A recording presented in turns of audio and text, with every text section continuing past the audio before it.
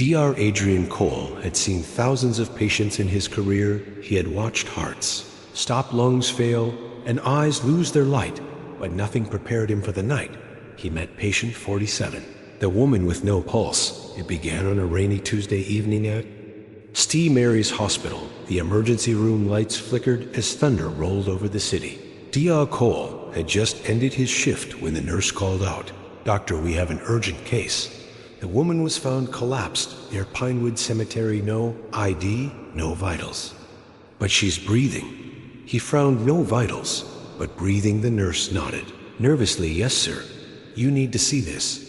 Cole sighed, grabbed his stethoscope, and walked toward the trauma bay, never realizing that from this moment on every law of life and death he knew was about to crumble.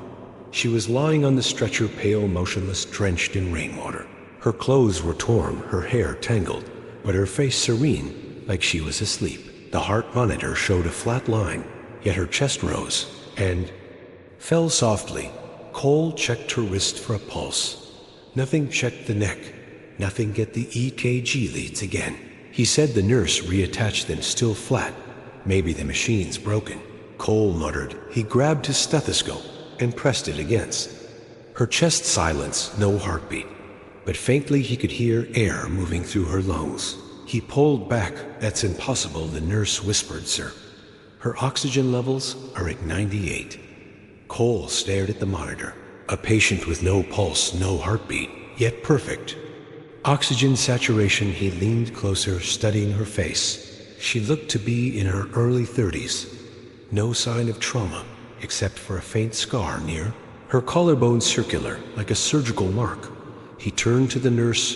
"When was she found?" 20 minutes ago. Near the cemetery. The paramedics said she was standing there barefoot in the rain. Then she just collapsed.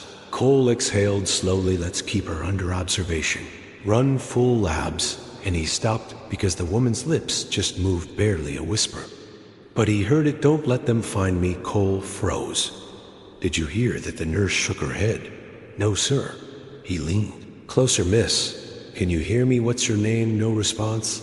Just slow breathing, steady, rhythmic, unnatural. He ordered a CT scan. Maybe there was brain activity. Maybe this was a strange seizure or catatonic shock. But deep down he felt something was wrong.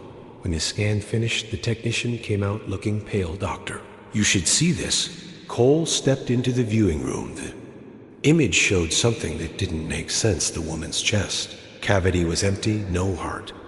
Cole blinked. There has to be an error. Check again. They did. Same result. Her organs, heart, lungs, kidneys, appeared hollow, like shadows of where they should be, but her skin, her eyes, her breathing, everything else looked alive. Cole felt his scalp prickle. He'd studied every medical anomaly known, but nothing like this. He went back to her bedside, watching the silent monitor, the still line of death beside. The sound of life, he whispered to himself. If there's no pulse, what's keeping her alive? Suddenly her hand twitched, then her eyes opened. They were pitch black. Cole stumbled backward. "You're awake. Can you hear me?" The woman sat up slowly, her movements too precise, mechanical. Her voice came out like a whisper, dragged through static. "Where am I?" "You're at St. Mary's Hospital. You collapsed. What's your name?" She blinked, as if processing the question. "I don't remember. I was running. They said I wouldn't feel it." Cole frowned. "Feel what?" But before she could answer, every light in the room flickered. The monitors glitched for a moment, showing a heart rate of 300, then 0 again. The power steadied, and she was staring at him, unblinking. "You shouldn't have brought me here, doctor," she said quietly. "They'll come for me and for you." Cole stepped back. "Who's coming? Are you in danger?" She turned her head slowly toward the window. Rain lashed against the glass. "They always follow the signal," she said. "It's how they find us." "What signal?" he demanded.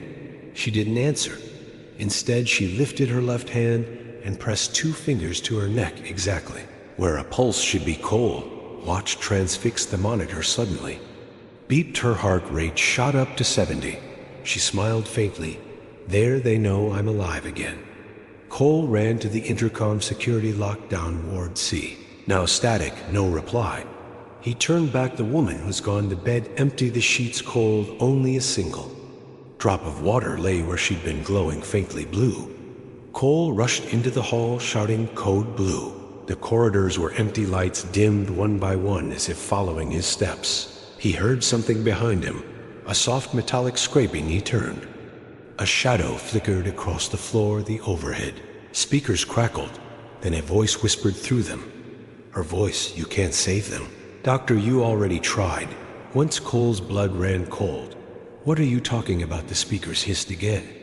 "You remember the experiment, don't you?" He froze. The experiment 3 years ago, he had been part of a classified medical trial project. Phoenix, their goal to reanimate a heart after death through synthetic impulses. It had failed. The subject had died. A woman named Lena. His patient, his fiancée. "Cole," whispered trembling Lena.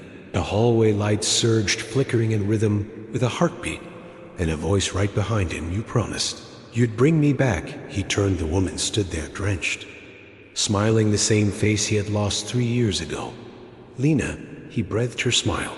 "Didn't reach her eyes. You did it. Adrian, you succeeded, but not the way you think." He stepped closer, shaking. "This isn't possible. You died.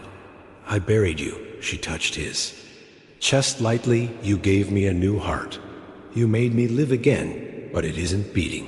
"Adrian, it never did." In the silence between heartbeats, Cole stumbled back. "That's not true. You can't be real."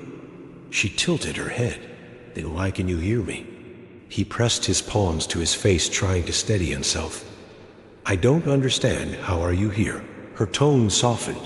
"You never stopped working on it, did you? You built the prototype, the neural matrix, the artificial circulation. You brought me back from the morgue, but something else came with me." He looked up, horror dawning. "What do you mean?" Lena's smile faded. "When you pull someone back from death, Adrian, death doesn't let go. It follows, it watches. It learns." The lights flickered again in every reflection, window, metal tray, glass vial. Cole could see her standing behind him, closer every time. "You gave me life without a pulse," she whispered. "Now death once balanced the emergency alarms." Suddenly, wailed doors locked automatically. The entire hospital went dark, except for a dim red emergency glow. Cole grabbed his phone. No signal from the speakers. Came the hospital's intercom voice. Only now it said, "Code Black Cardiac Ward, Dr. Cole.